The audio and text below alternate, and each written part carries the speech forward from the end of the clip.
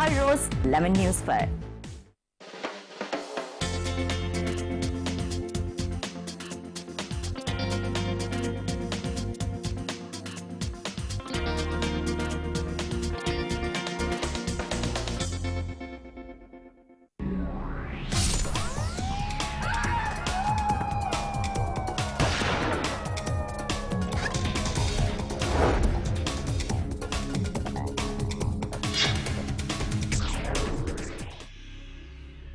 नमस्कार, मैं हूं अरुण कौशिक और आप देख रहे हैं क्राइम रिपोर्ट, अपराध जगत का डेली पर्दाफाश। इससे पहले कि अपराध जगत की खबरों के साथ आगे बढ़ें, एक नजर आज की अपराध जगत की सुर्खियों पर।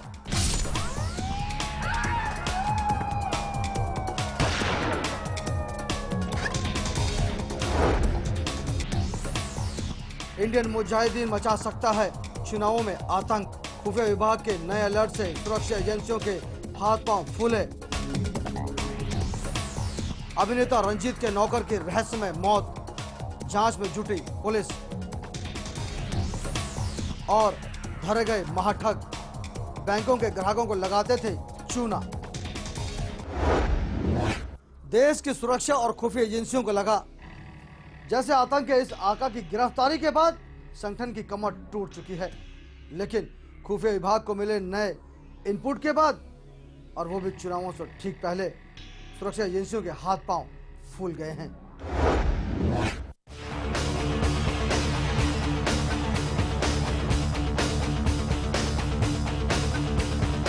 चुनावों की घोषणा के साथ ही भारतीय सुरक्षा और खुफिया एजेंसियों के हाथ पांव फूल गए हैं, और वो इसीलिए कि भारत में दहशत फैलाने के मंसूबे लिए बैठे आतंकी संगठन इंडियन मुजाहिदीन के स्लीपर सेल की गतिविधियां तेज होने की खबरें एजेंसियों को मिलने लगी हैं। दिल्ली पुलिस को खुफिया विभाग से गोपनीय जानकारी मिली है कि पाकिस्तान की खुफिया एजेंसी ISI समर्थित आतंकवादी संगठन इंडियन मुजाहिदीन आने वाले चुनावों में देश भर में कई बड़े नेताओं को निशाना बना सकता है और खून की होली खेल सकता है। देखिए, जब जब कोई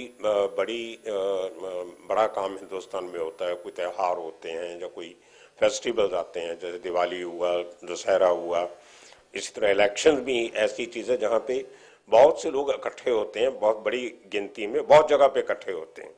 और जहाँ जहाँ पे पब्लिक का इकट्ठ होता है तो वहाँ हमेशा इंडियन मुजाहिदीन और इनके आका लोग जो पाकिस्तान में बैठे हैं, IS वाले और ये दूसरे, इनको मौके की तलाश रहती है कि किस मौके पे हम कुछ ऐसा काम करें जो हिंदुस्तान को फिर दहला सकें। तो इंटेलिजेंस एजेंसीज का काम यही होता है कि कोई ना कोई इनपुट जब उनको मिलता है तो वो सब स्टेट्स को और ख़ास तौर पे मुंबई और महाराष्ट्र को वार्निंग जरूर देते हैं कि आप अपना तहकीकात आप कीजिए इसकी और प्रिकॉशंस लीजिए ताकि इनको जो एंटी नेशनल ताकत हैं इनको मौका नहीं मिले शांति भंग करने का, खराब करने का। तो हो सकता है ऐसा अलर्ट फिर को आया हो और आते भी रहते हैं ओकेजनली, पीरियडिकली ये अलर्ट्स IB के, और अभी NIA ने भी अपना इंटेलिजेंस एक विंग बनाया हुआ है, उनकी तरफ से भी इनपुट्स आते रहते हैं। गौरतलब है कि इंडियन मुजाहिदीन ने पखवाड़े देश के कई हिस्सों में आतंकवादी गतिविधियों को अंजाम दिया था।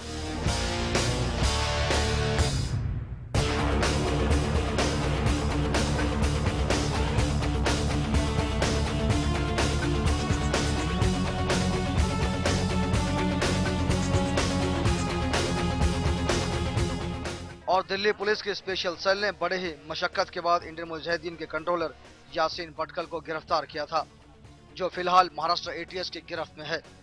खुफिया विभाग ने यह भी चेतावनी दी है कि आतंकी अपने आंखों को छुड़ाने के लिए मुंबई को भी निशाना बना सकते हैं।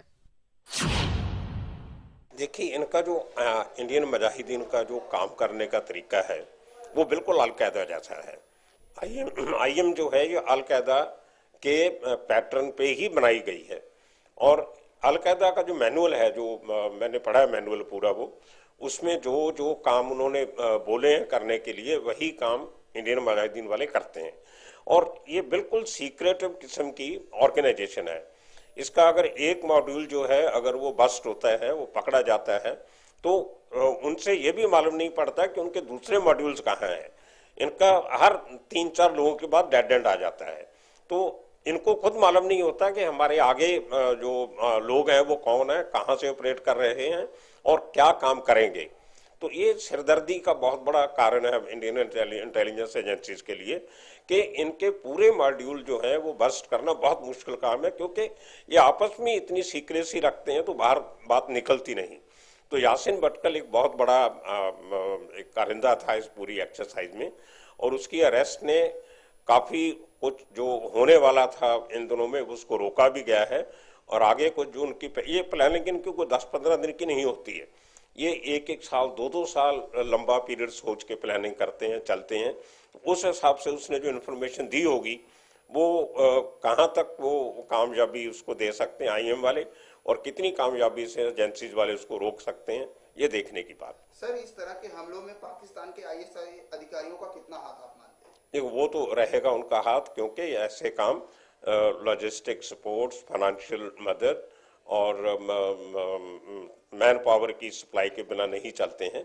और ISI के उनके अंदर उनके स्पेशल विंग्स बनाए हुए हैं जो डिफरेंट जो टेरर ऑर्गेनाइजेशन हैं, जैसे खालिस्तानी मूवमेंट्स हैं, उनके लिए डिफरेंट सेल बनाया हुआ है। IM और मुजाहिदीन के लिए डिफरेंट सेल बनाया हुआ है। वो रेगुलरली इनके टच में रहते हैं, इनको पैसा भी देते हैं, इनको इनकी अगुवाई भी करते हैं, इनको सलाह भी देते हैं, इनकी मदद भी हर तरीके से करते हैं। तो इनके एक्शन को हम ISI से तोड़ के नहीं देख सकते, इनका हर काम ISI से जुड़ा होता है। खुफिया विभाग के इस नए अलर्ट के बाद देश की सुरक्षा एजेंसियों ने कमर कस ली है, लेकिन यह भी एक कड़वा सच ही है कि देश की विभिन्न सुरक्षा और खुफिया एजेंसियों में तालमेल की कमी रही है, जिसका फायदा आतंकी संगठन उठाते रहे हैं। एजेंसियों की आपसी तालमेल की कमी के कारण ही देश को दहला देने वाले आतंकवादी संगठन इंडियन मुजाहिदीन के कुछ आतंकी ही हाथ लगे हैं। कैमरामैन प्रताप सावंत के साथ प्रदीप शर्मा, लेमन न्यूज, मुंबई।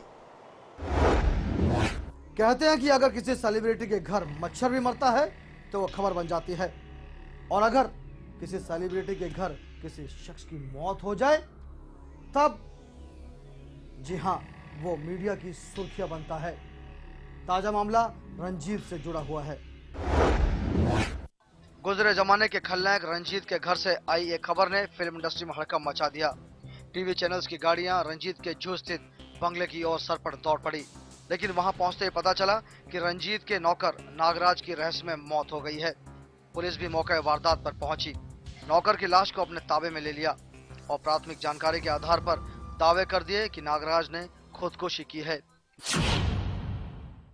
उसके किडनीज डैमेज हो गए थे, सिर्फ 9% पे उसकी एक किडनी बाकी थी और उसको डायलिसिस पे वो चल रहा था।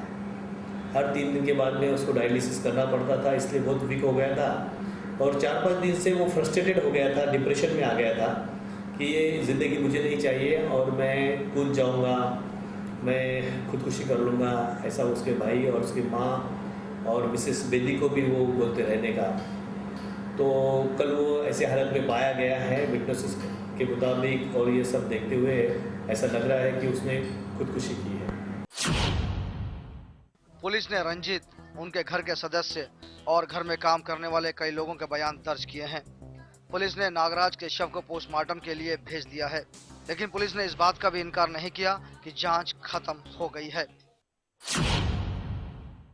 प्राथमिक तौर पर पुलिस इसे खुदकुशी मान रही हो, लेकिन पुलिस को इंतजार है नागराज के पोस्टमार्टम रिपोर्ट का, जो इसके मौत के कारणों का पर्दा फाश कर सके। कैमरामैन राजेंद्र के साथ प्रकाश मिस्त्री, लेमन न्यूज, मुंबई। अगर देखना चाहते हैं कि कैसे और कहां धरे गए महाठग, तो रहिएगा मेरे साथ, दिखाएंगे ब्रेक के बाद।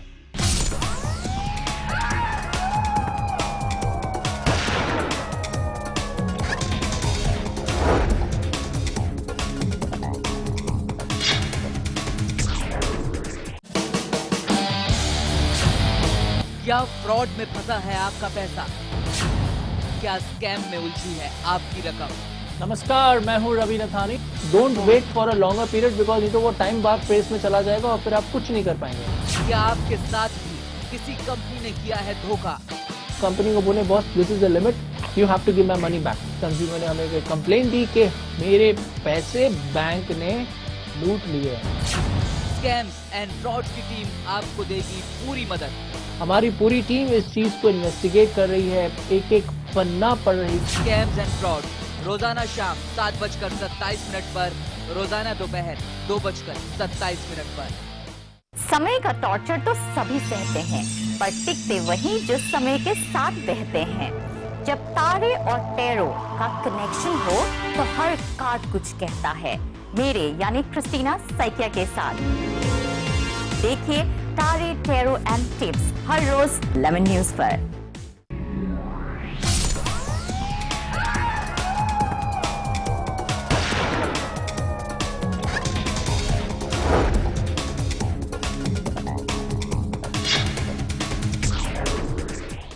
ब्रेक के बाद क्राइम रिपोर्ट में आप सभी का एक बार फिर स्वागत।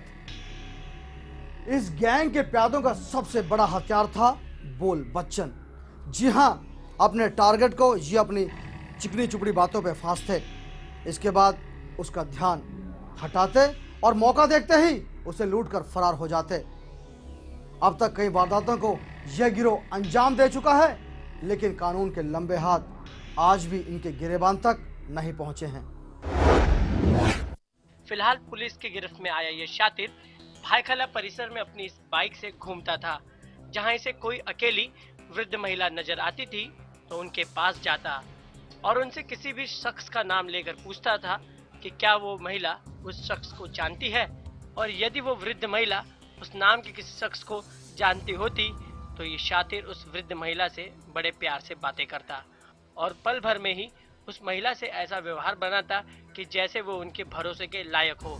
उसके बाद शुरू होता था इस आरोपी का असली खेल। यह आरोपी उस महिला को कहता था कि जहां भी वो जाना चाहती है ये उन्हें छोड़ सकता है, और जब ये महिला उसकी बातों में आकर बाइक पर बैठ जाती तो कुछ ही दूर पर जाकर ये शातिर अपनी बाइक खराब होने का नाटक करता और इसी समय वो वृद्ध महिला से पूछता था कि आपके हाथों की सोने की कंगन काफी अच्छी है। वो अपने बहन की शादी होने की बात कहते हुए उस महिला के हाथों से सोने के कंगन उतरवा लेता और देखते ही देखते वहां से भाग निकलता। ये जो आरोपी है ये बोरी समाज की महिलाओं को विशेष रूप से टारगेट किया करता था। ये उनसे मीठी भाषा में बात करके उनको विश्वास उनका जीत के फिर कभी कभी लिफ्ट देके या फिर दूसरे तरीके से उनका विश्वास जीतता था, और उसके बाद में उनके हाथ से जो चेन या फिर चूड़ियाँ वो उनको विश्वास जीत के उनसे निकलवा लिया करता था और फिर भाग जाता था। ऐसा उसने कम से कम पिछले 1-1.5 साल में 20-24 बार किया है, ऐसा पता चल रहा है। आज से तकरीबन 2-3 वीक पहले एक केस में इसका सीसीटीवी फुटेज में अपने को ये मिला। एक मोटरसाइकिल का नंबर मेरा जो कि पूरा दिख नहीं रहा था, लेकिन जितना भी दिख रहा था उससे इंफॉर्मेशन वर्कआउट की गई। कुछ टेक्निकल इन्वेस्टिगेशन के जो एंगल्स होते हैं वो वर्कआउट किया गया, और उसके बाद इसका पता अपने को लगा मुमरा में। वहाँ से हम लोगों ने इसको पिकअप किया। पिकअप करने के बाद में आगे की जो कार्रवाई है बहुत जल्दी की गई। रिकवरीज हुई हैं और 8 केसेस में तो उसका अपने को माल भी मिला है, क्योंकि आज हम लोगों ने यहाँ पे इस प्रोग्राम में महिलाओं को वापस किया है। इसके अलावा इसकी डोंगरी, जेजे और नागपाड़ा ये एरिया में और भी 15-16 क्राइम्स इसने किए हुए सामने मिलने की उम्मीद तो फिलहाल दिख रही है, और आगे भी अगर कुछ पता चलेगा तो हम आपको बताएंगे। ये आरोपी मुंब्रा से यहाँ अपनी बाइक से आता था और मुंबई के नागपाड़ा, भाईखला, डोंगरी, जेजे परिसर में चोरी किया करता था। इस शातिर आरोपी पर कुल 18 मामले दर्ज है। इसने और किस किस तरह से चोरी की है, आइए पीड़ितों से ही जानते हैं। 3 नंबर का बस स्टॉप है मुस्तफा बाजार का, उधर मैं बैठी थी तो इतने दूर से गाड़ी पे आया और मेरे को बोला, वो खाला मेरे को भूल गए, मैं तुम्हारी बिल्डिंग में रहता हूँ। तो हमारी बिल्डिंग में बहुत सारे रूम हैं। मैं समझी है कोई, बोले कहाँ जा रहे हैं आप? मैं बोली भिंडी बाजार। तो बोला चलो मैं छोड़ता हूँ, और फिर ऐसा बोल के बिठाया गाड़ी पे और वो मजगांव से उधर टर्न मारा। मैं बोली ये रास्ता तो दूर हो गया, वो भिंडी बाजार तो उधर है। बोले नहीं, अभी ईद मिलादुन्नबी की गेट की सब गर्दी है। और फिर उधर से कर्नाक बंदर लेके गया एकदम सुने रोड पर, और उधर में साबुन लगा, दुकान वाले से साबुन लिया और लगा के निकाला और भागे। तो आपको क्या बोला, कैसे आपने बोला मेरी बहन की शादी है, उसके लिए मैं देखता हूँ, मेरे को भी बनाने के ऐसा बोल के निकाला। मेरे को बस स्टॉप पे खड़ी थी मैं, तो वो मेरे पीछे आया कि आंटी मम्मी किधर जाना है, तो मेरे को बिंदी बाजार जाना है, तो मम्मी मैं जा रहा हूँ आपको छोड़ दूंगा। मैं को अच्छा, मैं बैठ गई, मेरे को कुछ ध्यान में नहीं आया वो, तो मैं उसको तो बैठ गई। रास्ते में मेरे से बात किया, मेरे को मेरा बहन का शादी है, तुमको बुलाऊंगा, अंकल को, तुमको, इद्रिस को, तुम लोग आना शादी में, और मेरी बहन की शादी है, मैं 2 बंगड़ी बनाने का कितने तक बनेगा 1 लाख के अंदर 2 बंगड़ी। ऐसा बात करते करते पेट्रोल पंप के पास मेरे को उतारा। मैं मम्मी तुम उतरो, मेरे को पेट्रोल भराने का है। मैं उतर गई तो मेरे को बोला कि कौन सा बंगड़ी है, मिकली है बंगड़ी है, तो बोला आंटी बताओ ना, मैं देख रहे ना, तो बोला कि नहीं मेरे को ऐसा उतार के ऐसा बताओ, तो मैं ऐसा उसको बताया और हाथ में से लेके भाग गया। अब पुलिस इस बात की तलाश में जुटी है कि आखिरकार इस शातिर चोर ने और कितने लोगों को अपना शिकार बनाया है। ऐसी बानी बोलिए मन का आपा खोए। इस पूरे प्रकरण में शातिर इसी तर्ज को अपना आधार बनाकर आम जनता के साथ ठगी किया करता था, पर शायद वह भूल गया था कि शातिर चाहे कितना भी चालाक हो, एक न एक दिन जेल में तो उसे जाना ही है। कैमरा पर्सन मुकेश रावत के साथ Ravishankar Sharma, lemon news, Mumbai. Suit boot और टाई पहनकर इस गिरोह के लोग बैंकों में दाखिल होते, अपने आप को बैंक का कर्मचारी बताते और उसके बाद बैंक की खानापूर्ति करने के बहाने ग्राहक को अपने चुंगल में फांसते और उसके बाद नजर चुराकर अंतर्ध्यान हो जाते। लेकिन इस बार इस गिरोह की किस्मत ने इनका साथ नहीं दिया। 2 प्यादे दबोच लिए गए।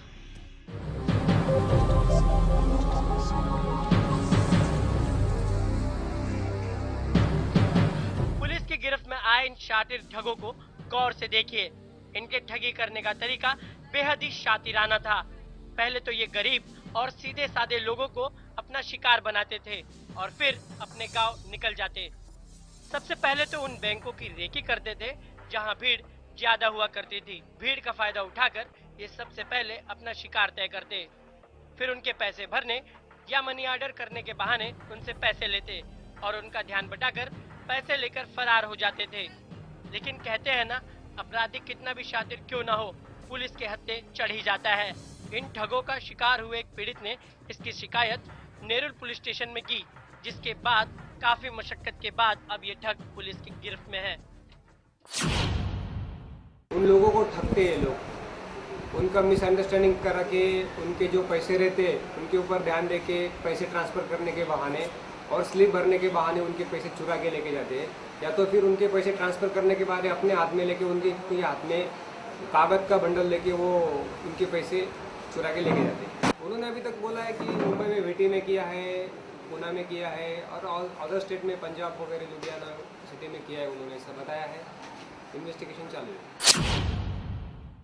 पकड़े गए आरोपियों का नाम है मोहम्मद हनीफ और दिलीप, जो इससे पहले मुंबई, पुणे, नवी मुंबई में कई वारदातों को अंजाम दे चुके हैं।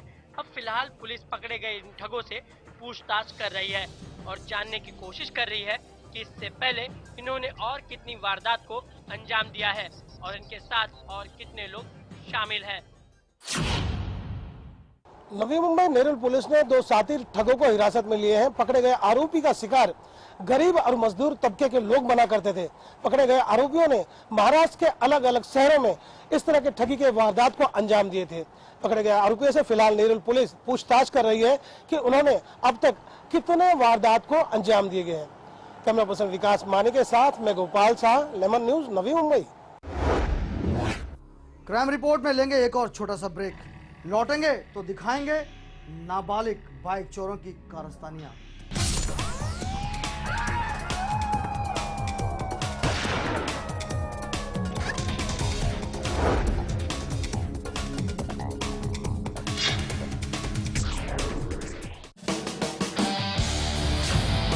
क्या फ्रॉड में फंसा है आपका पैसा? क्या स्कैम में उलझी है आपकी रकम? नमस्कार, मैं हूँ Ravi Nathani. Don't wait for a longer period because नहीं तो वो टाइम बाद फेस में चला जाएगा और फिर आप कुछ नहीं कर पाएंगे। क्या आपके साथ भी किसी कंपनी ने किया है धोखा? कंपनी को बोले boss this is the limit, you have to give my money back. Consumer ने हमें कंप्लेंट दी कि मेरे पैसे बैंक ने लूट लिए हैं।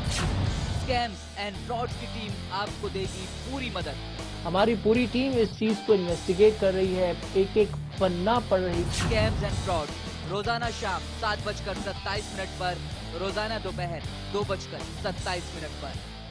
समय का टॉर्चर तो सभी सहते हैं, पर टिकते वही जो समय के साथ बहते हैं। जब तारे और टैरो का कनेक्शन हो तो हर कार्ड कुछ कहता है। मेरे यानी क्रिस्टीना सैकिया के साथ देखिए तारे, टैरो एंड टिप्स हर रोज लेमन न्यूज पर।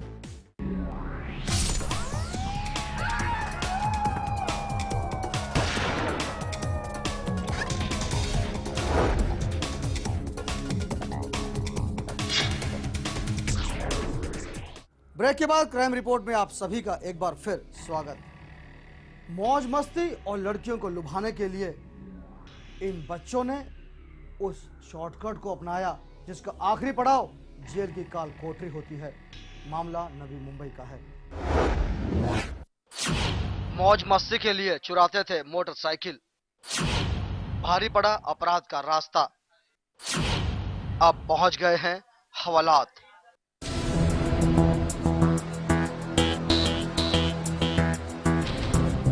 कतार में खड़ी इन बाइक्स को देखकर आप ये मत सोचिए कि ये कोई पार्किंग लॉट है या फिर कोई मोटरसाइकिल का शोरूम।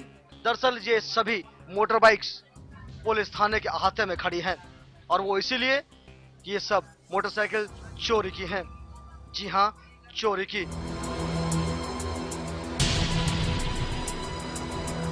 लेकिन इससे भी ज्यादा चौंकाने वाली बात तो ये है कि जिन्होंने इन मोटरसाइकिल्स पर हाथ साफ किया वे कोई शातिर चोर नहीं बल्कि नाबालिग लड़के हैं। ये दोनों शातिर नाबालिग बाइक चोर सिर्फ और सिर्फ उन्हीं बाइक पर हाथ साफ किया करते थे जो बाइक देखने में अच्छी होती और जिसमें पेट्रोल भरा होता। कॉलेज की लड़कियों को इंप्रेस करने और मौज मस्ती के लिए ये बाइक चुराया करते थे। एक पार्किंग लॉट में खड़ी मोटर बाइक पर छेड़खानी करते पुलिस के एक अधिकारी की इन पर नजर गई। उसे इन पर कुछ शक हुआ। उसने थोड़ा इंतजार किया। पुलिस वाला सोच रहा था ठीक उसी तरह हुआ। इन्होंने एक मोटरसाइकिल चुराई और जैसे ही भागने लगे पुलिस ने इन्हें दबोच लिया।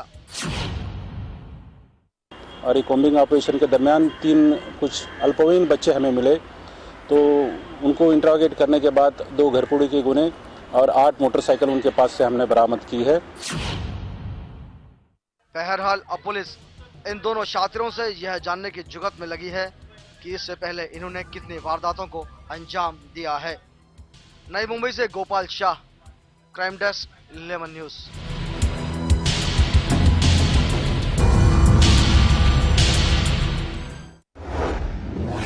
दो युवकों की नाले में गिरने से हुई मौत पुलिस के लिए आज भी पहेली बनी हुई है। मामला मुंबई के वडाला इलाके का है।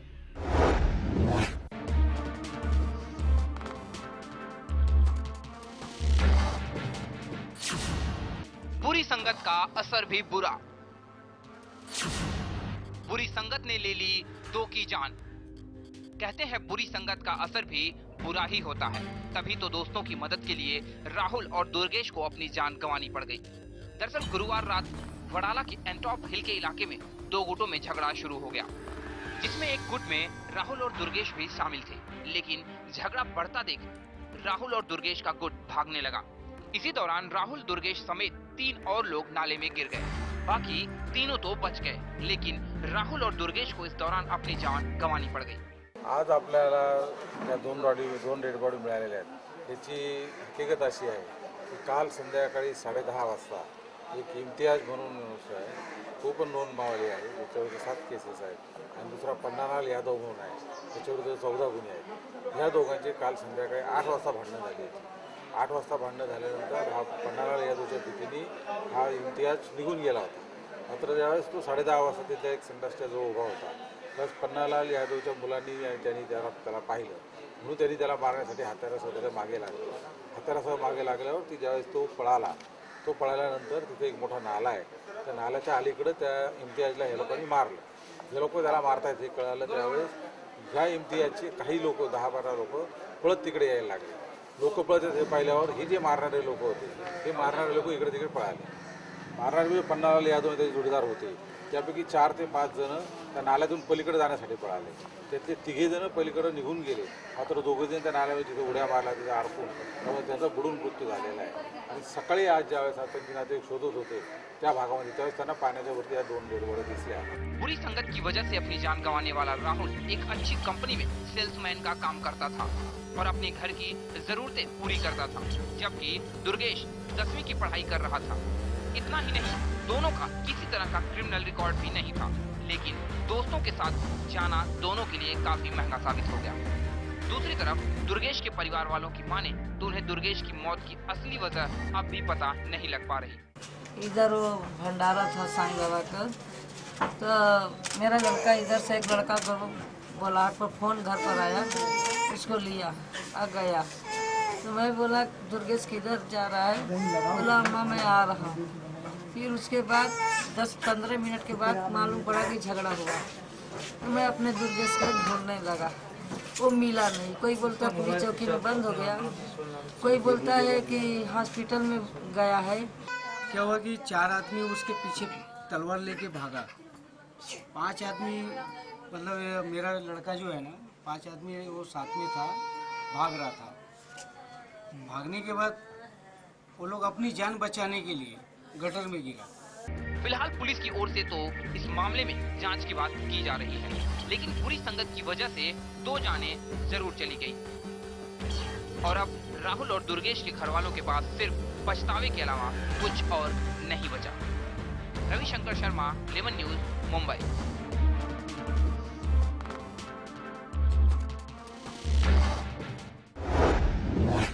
क्राइम रिपोर्ट में आज बस इतना ही.